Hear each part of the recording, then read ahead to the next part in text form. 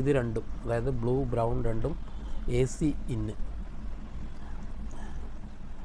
ഇത് കമ്മ്യൂണിക്കേഷൻ, ഇത് എർത്ത്. അതുപോലെ തന്നെ എൻ്റെ സെൻസറുകളുണ്ട്.